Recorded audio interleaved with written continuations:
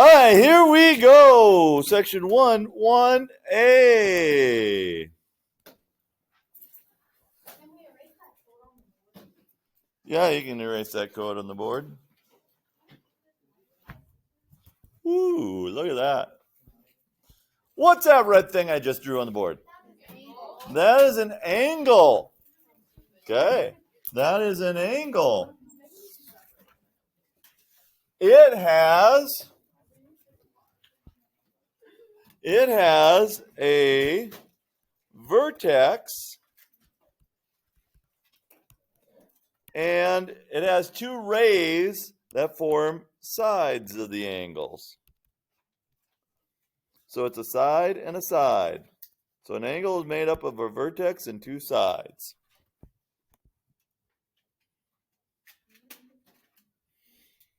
All right, in trig class,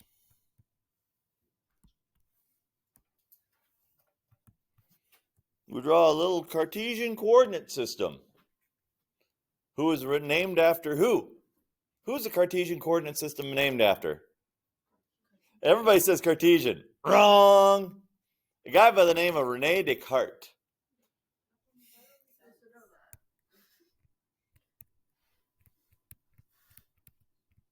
Rene Descartes.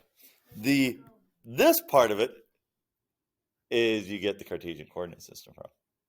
Now, do you have to know that? No, that's just some stupid random trivia that Bierschbach has in the back of his mind somewhere.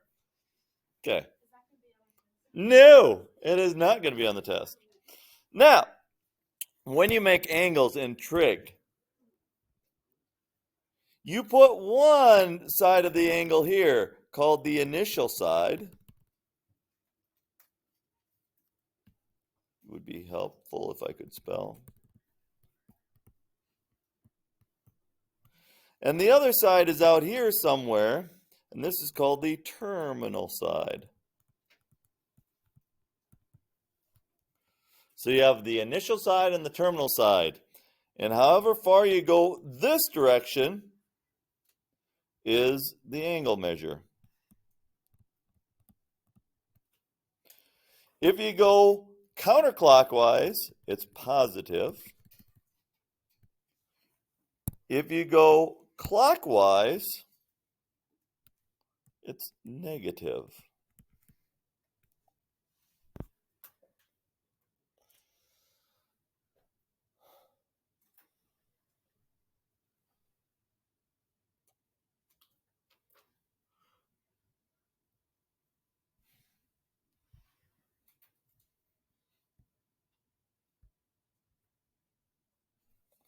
All right, so let me draw a new axis here.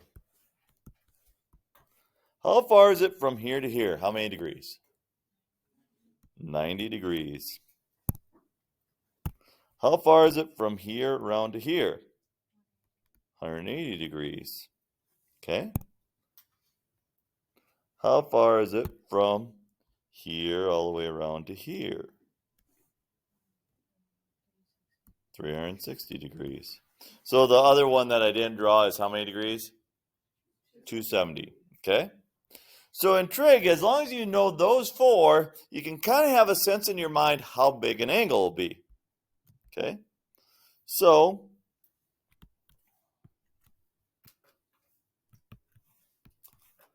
if we have an angle like right here, and it's a 60-degree angle, okay? It's in what quadrant? 1. This is quadrant 1.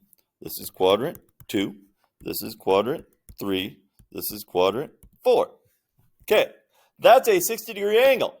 It also has a whole bunch of other names.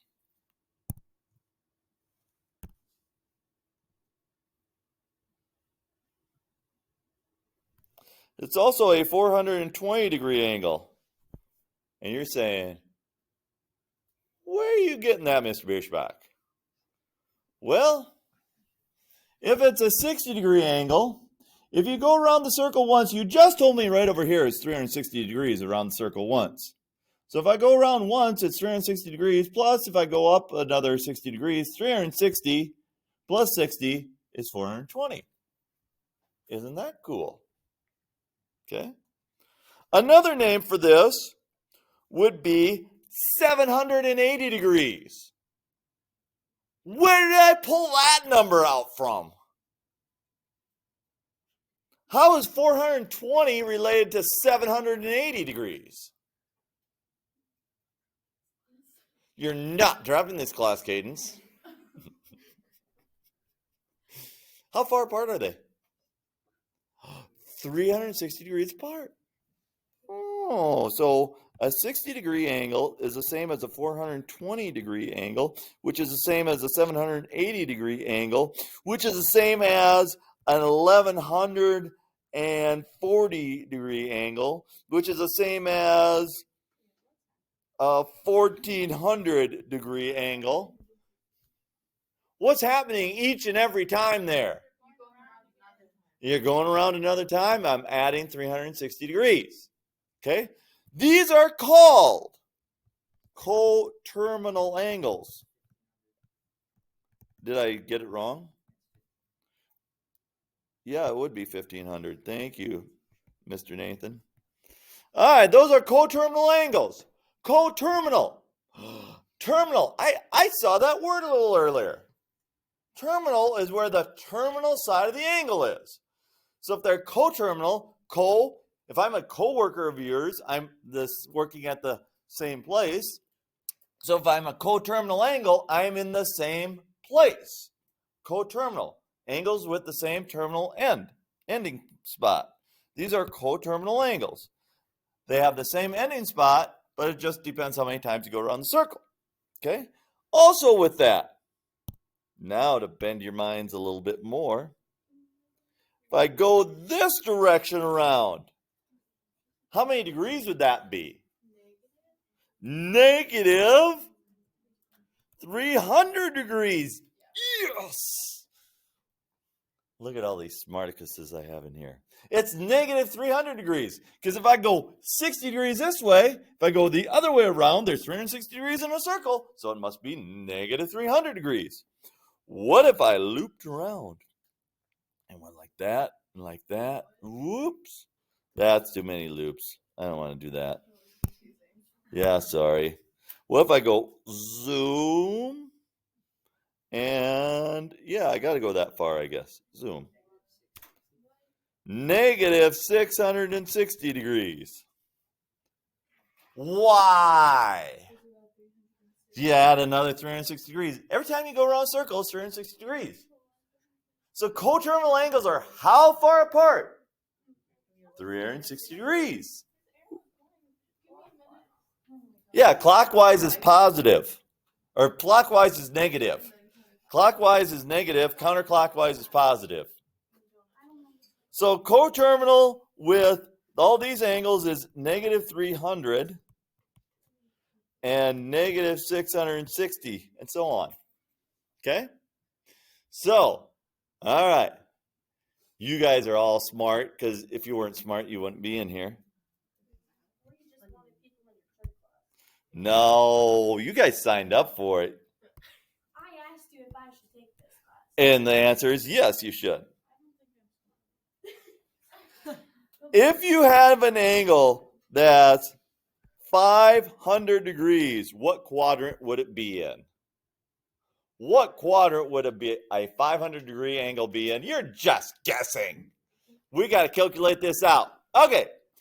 Coterminal angles are how far apart? So if I subtract 360 from this, what do I get? 140 degrees. If this is 90 degrees and this is 180 degrees, 140 must be somewhere right there. This is quadrant 2 angle. Look at that. Okay? Let's say we have a negative 799 degree angle. A negative 799 degree angle. Where in the heck would that be on our graph? What quadrant? So let's actually add 360. So if we add 360, we're at negative 439. And if we add 360 again, where are we at? Negative 79, right? Ooh, somebody's not trusting my math skills.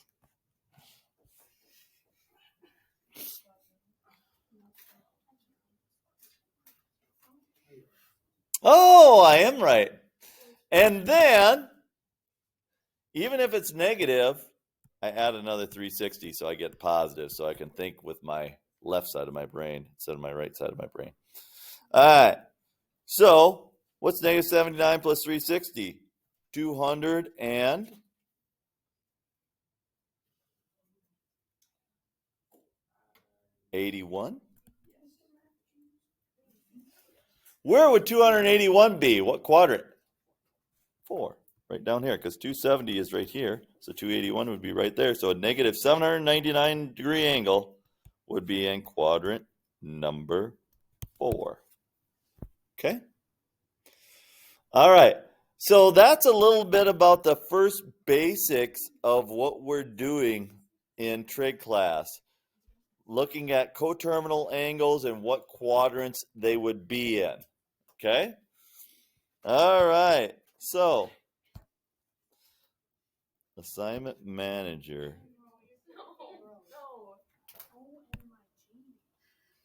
Really? Yes.